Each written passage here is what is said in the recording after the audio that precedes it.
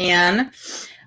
So everybody, thank you for your patience with us while we were learning our new Riverside streaming service. We're super excited about it. It's less expensive. We can tag anyone and everyone. We can get it to all of our social media platforms without having to buy the blue check mark. So I think we're all really happy about it. And so I just wanted to introduce, you guys know Megan, the Queen of Hoop.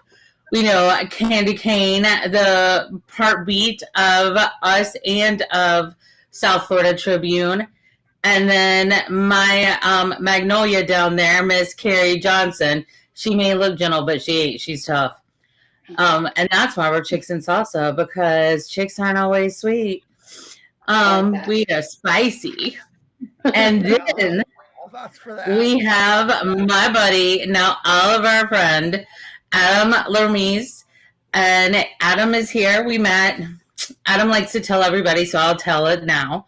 That we met actually a couple of times, but his most memorable meeting was when I had a coffee fit in the middle of the ACC conference, press conferences with, last year. That was really embarrassing, guys. But Adam wanted to come on, and we wanted him to come on and talk some NCAA hoops with us. But just so y'all know, you can catch Adam on Chris Heidel's show at least weekly. This is the third time on our show, too. So you're becoming quite the regular here. So Adam just got back, is also a bowling aficionado. And he just got back from Maine, where he was doing what was the title, Adam?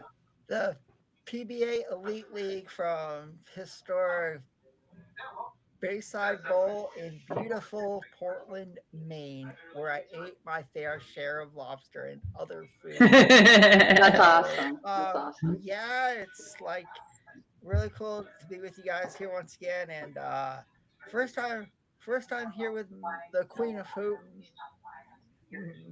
Yes, absolutely. In the beautiful state of Texas, which I want to go to one day. So, hook 'em horns.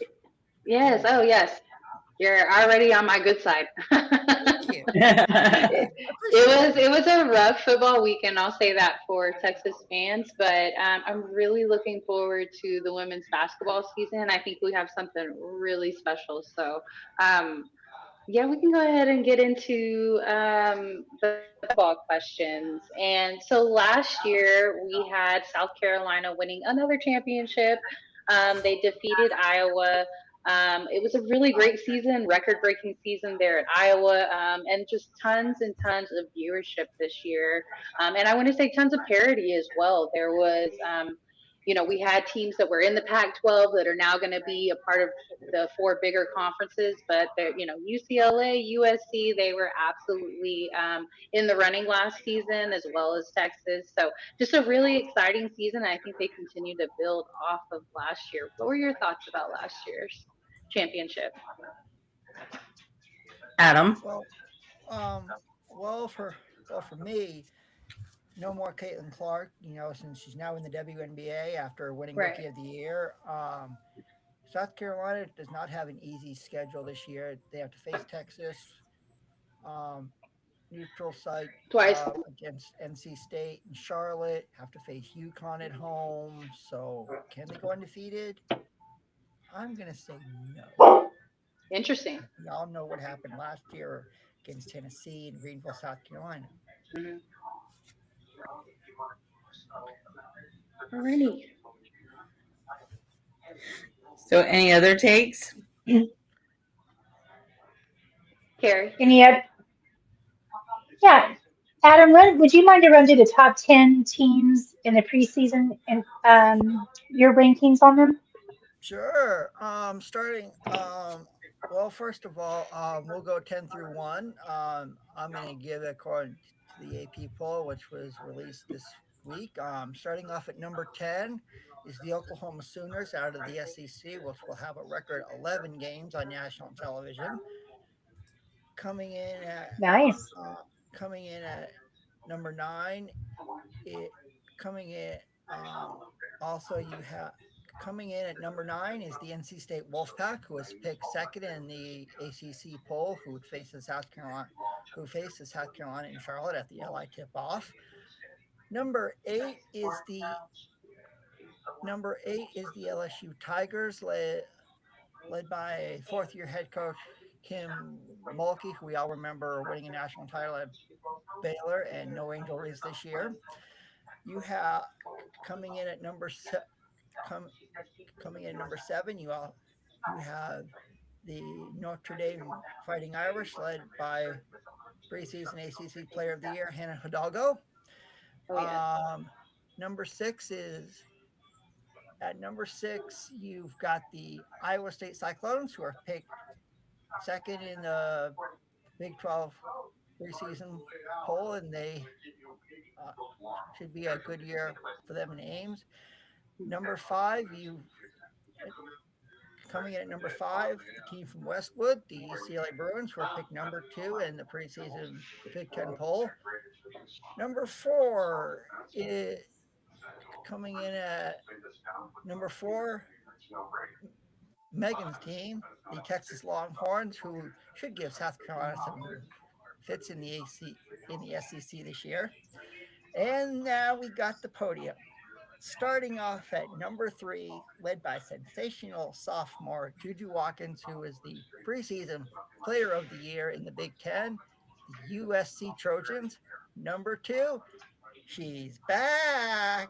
Sensational player Paige Beckers returns to the UConn Huskies, led by head coach Gino Auriemma. And at number 1, Fly Gamecocks Fly, since we all know Don Slade likes the Philadelphia Eagles, the University of South Carolina Gamecocks, who had an undefeated year this year. So we shall see how the rankings fall week by week.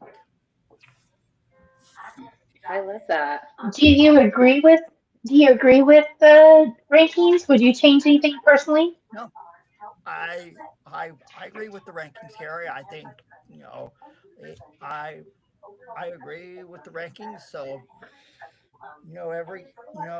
there's a lot of really good non-conference games this year, between all those teams. So we'll see what happens as the week, as the season tips off 13 days from now. I was really excited about this. Hold on one second, Candy. Really excited about those rankings. Texas and Oklahoma going into the SEC. While it's kind of hard to wonder, because for Texas, they beat out LSU in the rankings. They went in as number 2 in the SEC rankings. So I'm sure that that's going to ruffle a few feathers. Kim Mulkey has been known to have a little bit of an attitude, so that might be that might be a chip on her shoulder. I'm trying to get away from the microphone so I don't hurt your ears. I do like that, and I'm by no means am I a Sooner fan, but I do like that the AP poll took OU serious, because I think despite coming in with Texas into the SEC, I do think they're a top 10 team. They did some really great transfers over this off season, and then they had a good season last year too. So I think just to continue to build. Now SEC is going to be tough. You got Vandy, you got Ole Miss, you got some other teams that are good, Mississippi State, Kentucky, Tennessee. There's some really good competition in the SEC, like you were talking about. So however, I don't know how Dawn does it every single year, because she graduates a lot of students almost every year, and it looks new almost every year. And they're just amazing, the teams that she constructs. So I got to agree, Adam. I wouldn't change anything about the rankings either. So Adam. So if I can interject a question real quick. Does the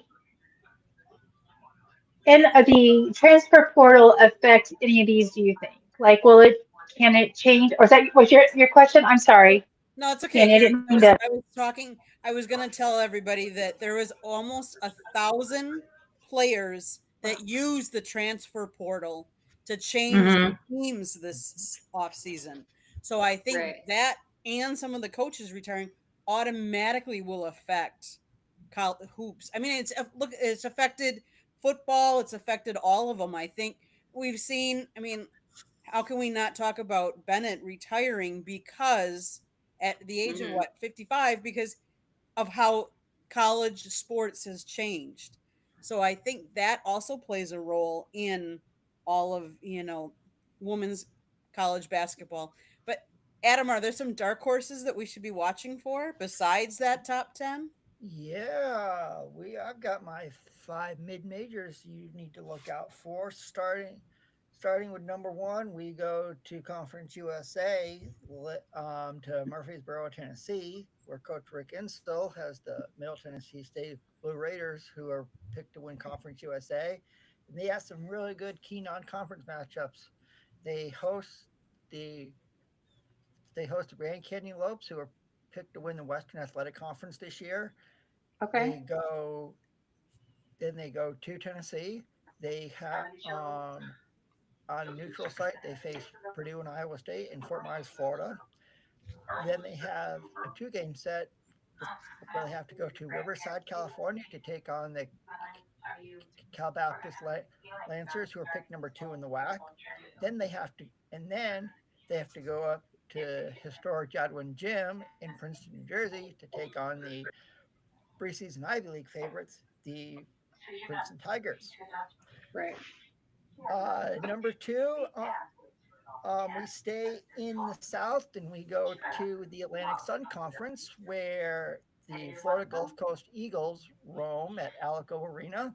They are led by preseason player of the year Amani Johnson, who last year was the player of the year, defensive player of the year, and newcomer of the year. First time it's ever happened in the ASUN.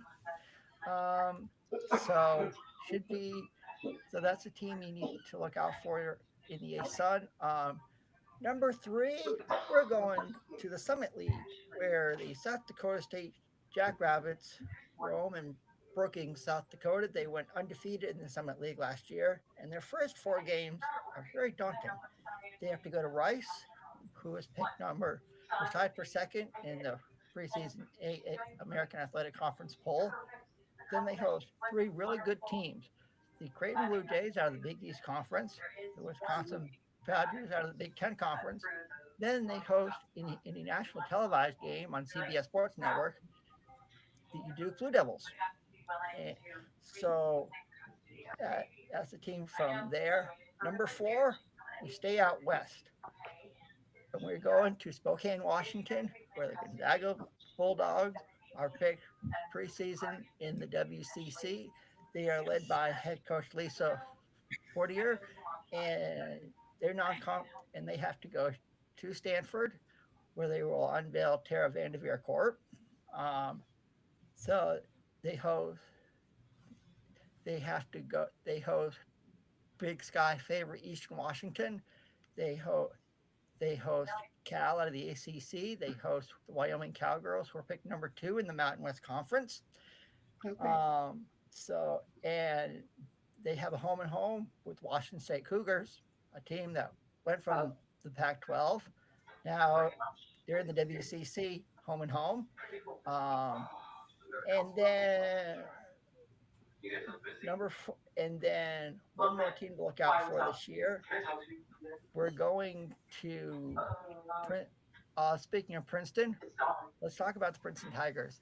They are picked to win the Ivy League this year once again. So they play, like I said, they play Middle Tennessee at home. They face Villanova at home. They have and the Princeton Tigers are always there when it comes to the top 25, either in or right on the edge. Sometimes they're receiving votes. So there are some teams that you need to look out for in the upcoming NCAA women's basketball season. I love that you brought up Gonzaga. They gave Texas hell in this last in the tournament. I think that Texas defeat them in the Sweet 16, and then they went on to the Elite 8, and then were defeated in the Elite 8. So Gonzaga played us so well. A great 3-point shooting team. So expect to see that again. So, Adam, is my turn, right? Or am I going out of order? Okay, sorry. No, Adam, who do you think the top 10 teams would have on them for pressure this coming year? Well, I think, Or the most to prove? first of all, South Carolina. Yeah, they had an undefeated season last year, but they look at their non-conference schedule. Host UConn at home. They face Wofford, who is picked to win the SoCon at home. Neutral game in Charlotte against NC State. And then you also have Iowa, Virginia Tech in the Ally tip-off in Charlotte. I wonder, Jen, if you would find a way to go to those games and watch. I wonder if there is a way for me to do that. There might be somebody I might email. Well, you never know. But hey, Adam, I need to get you to pay for a private jet for my girls to come with me, though. Oh, that would be amazing. I think that matchup with NC State is going to be really tough. NC State made it to the Final Four, I believe. Is that right? Or did they make it to the Elite Eight? That was they ran up against. It was the women's too. And so one of the stars on NC State used to play for Dawn at South Carolina. And it's no bad blood between two of them, but she's a fierce competitor as well. And NC State, I would say, obviously they lost, but they played well against South Carolina. So, a little moral victory there. And especially, when you transferred out of there and you see Dawn and you see the rest of your former teammates, and it wasn't bad blood between them at all. Right. But it was competition, for sure. Yeah, for sure. Honestly, I still compete. Like, even if other people don't know it, I'm like, why aren't I doing that? I've got to do it. Like, it's like, because. But I played an individual sport, so. Another team that we need to look out for, Iowa. First year without Caitlin Clark. How will they do? They are not right. They are not in the preseason Big Ten top 5. But they do have a good non-conference schedule. Host Washington State out of the WCC. Home to Iowa State. They face USC at home. So we'll see what happens at Carver Hawkeye Arena. If there was, is there a particular team that you're a fan of?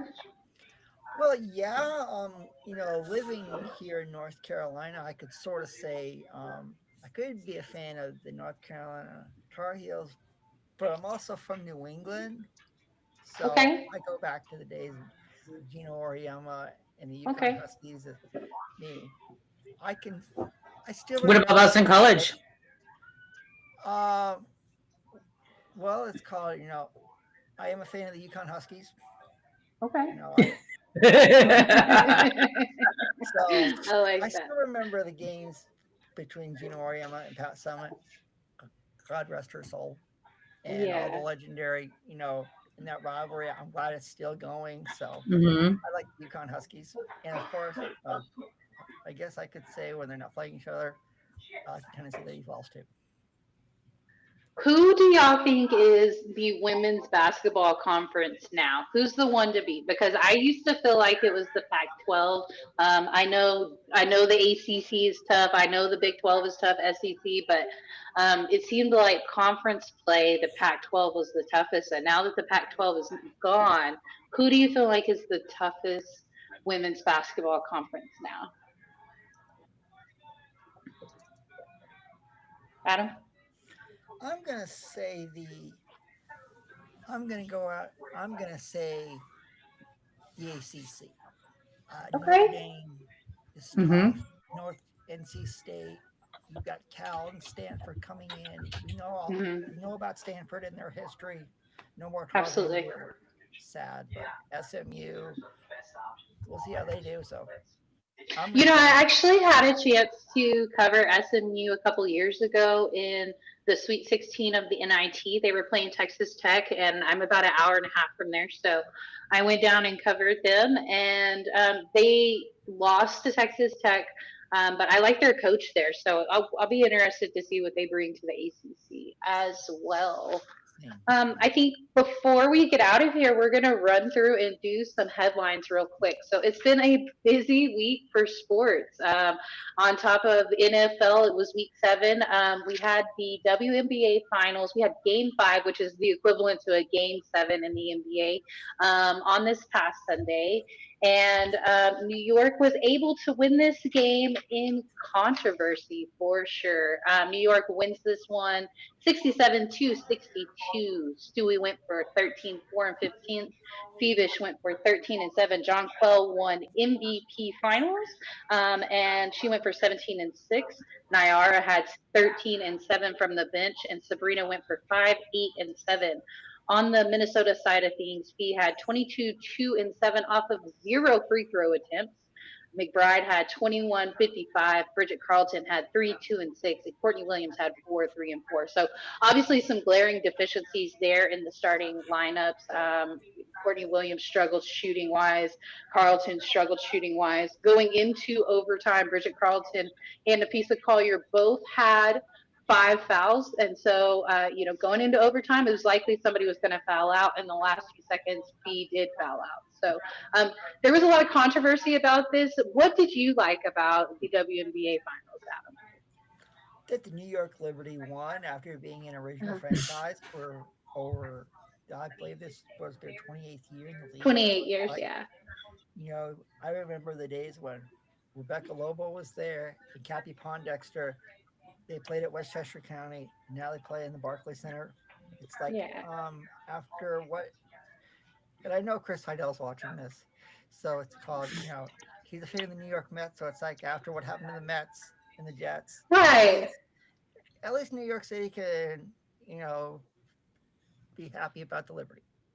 Agreed. Yeah. So we had a little baseball happening this weekend too. We had the New York Yankees taking on the Guardians, and they won.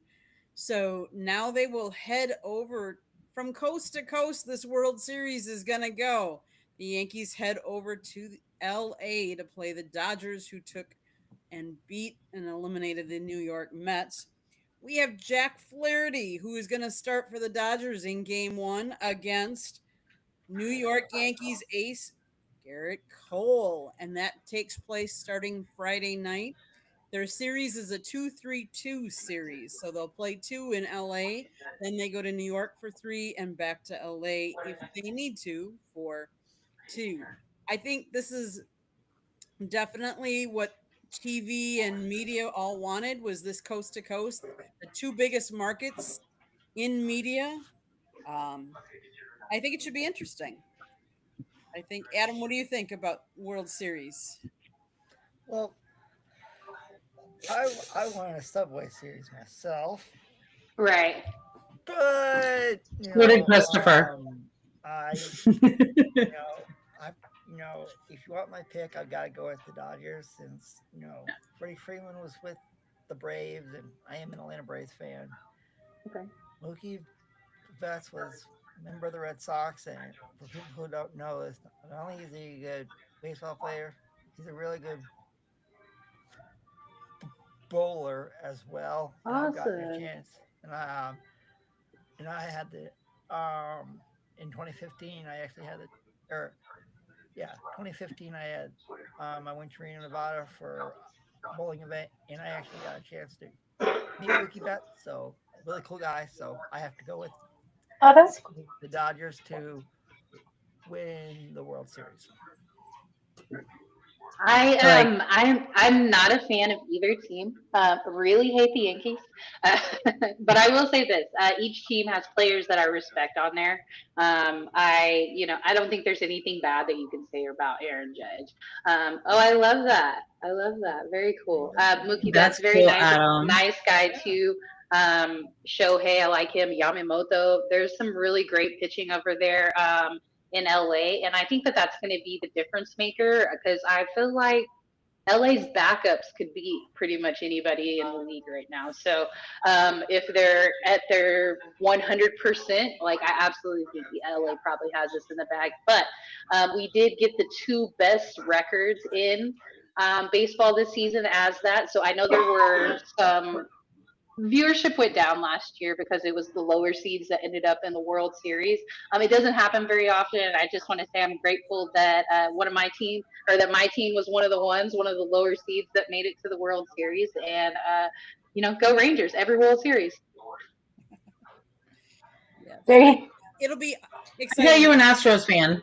I was gonna say it's two of the Go biggest. back.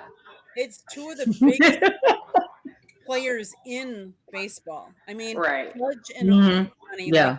like, and that will really bring, I think, viewership up. And they're also saying it'll help it bring worldwide viewership because you have the Ohtani and in the The entire country of Japan's going to be watching. Yes. Oh yeah, easily. All right, well, let's move on to our happy stories. So we have 2 happy stories. First of all, I know if any of our peeps from the Step Alpha are watching right now, y'all are excited because it is NBA tip-off. And tonight, and I'll say this because Megan and JB made me rep the Celtics, so I became a Celtics fan because of that on the NBA carousel. They are winning right now by 14 points. So, woohoo! Also, an exciting news. Yes, ma'am? Did that change? Oh, I thought Candy was saying something. Sorry. So tonight, the Lakers, for the first time ever in NBA history, we're going to have father-son duo on the court at the same time. So let's see how Bronny plays his first NBA game. So congratulations, Papa LeBron. And then what's really cool, and this is kind of more localized, but everybody knows her, Asia Wilson, former star of the Gamecocks and WNBA superstar as well, is having her jersey retired from USC. So that's pretty exciting. And I believe she's the first female from USC to have it retired. So if you have a chance to watch the video of Dawn calling her and letting her know that they were going to retire her jersey, it's really cute. It's really uplifting. It's a great feel-good story. I shouldn't say this. I mean, I like most of the coaches in I the saw that ACC. earlier today on your page. Again, that was really sweet. I did. Oh, you do? Okay, cool. Hi, Mike. This is Adam. Mike's in one of my group chats. He's been helpful to me a lot in the past. He's awesome. So I'm excited for Asia. I will check out that phone call. And I'm also excited for our NBA. And I'm really excited my C's are doing well tonight so far, starting off the championship season correctly. Oh, wait, did I say that out loud? Well, Adam, why don't you tell everybody where they can find you? You've got a multitude of sports knowledge. Sure. Well, they can find me with Chris Heidel on. It'll be Friday. You're right, night. Mike. It'll be Friday night this week on Herbert Sports Radio on YouTube, and some of the people that will be having. Jen will join us, to start the show at 6:05 Eastern. We're going to preview the Yankees Dodgers World Series with former New York Yankees and Minnesota Twins standout Chuck Knobloch be on the phone. We'll also have Brett Freelander on our show, who will be talking some ACC hoops and ACC football with us, and at 7:45 we're going to preview a rivalry game between Miami Hurricanes and the Florida State Seminoles, and so I won't say who I'm picking to win the game because it's kind of hard being a Seminoles fan right now after to say the least. What happened last year? So it's like, oh yeah, what happened? So, yeah. Oh, that's a good question, Mike. Yeah. Sorry. So just so you guys also I'm know, sure it seems like they've officially come out and admitted that they're a couple. I think if you're a part of WNBA Twitter, we've all been knowing this. We stalk her. We all knew that this was going on, but there have been subtle hints, and I think they've officially come out. So yeah, it's very cute. just so you guys know, Western North Carolina got hit really hardcore. So if you can donate any resources, money, check out the American Red Cross, check out your local areas. Wells Fargo, I know for a fact, is doing a lot for Western North Carolina. Don't believe the hype. There's a lot of misinformation out there. My aunt lives there too, actually near where Adam does. FEMA's actually there. They're on the ground. I see helicopters flying past my office window every day headed back up there. So yeah, they're there. The donations are for real. People have lost literally everything. Yeah, it's called. So if y'all can help, please do. And also, don't forget to vote. Like your daughter's life depends on it. Thank you. And speaking of someone from Western North Carolina, I want to say thanks to everyone, all the volunteers who have come and helped us rebuild, from the Samaritan's Purse to the United States Navy. We've had so many volunteers come from all over the country, even as far north as Canada, to restore power and fix the water situation that's going on in Asheville. So I will say our local schools here in the county I live in started back up. Last week, they had a 2-hour delay, and then they had a regular school day. So Asheville City schools are going to start to reopen soon. Biltmore State is going to start to reopen the first part of November. So we're slowly welcoming visitors back to Western North Carolina. So it's going to take a lot of rebuilding, but we are Western North Carolina strong. We are Appalachian strong. So thank you to all the volunteers who have come and get us back to where we want to be, because water is strong, people, and we all found out here in the Smoky Mountains. Well, Adam, thank you so much for coming on this week. Thank you to everybody that commented. It has been a little while for us to figure out Riverside. We're using a different streaming platform. So if you don't see us on all of our normal sites, we're going to be trying to share from our personal pages until we get all of them hooked up and figured out. So thank y'all for coming through and commenting. Jen, did you have anything else before we close out? Jen? It froze. All right. Well, I guess that's it for us. Bye, everybody, and enjoy the women's college basketball season. Thank you. Carrie, can you end it?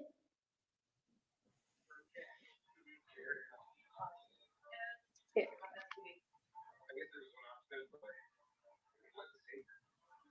Cool. Jen, you're froze. Are we stopped? Jen froze. It's called. I'm back. Yeah, I froze.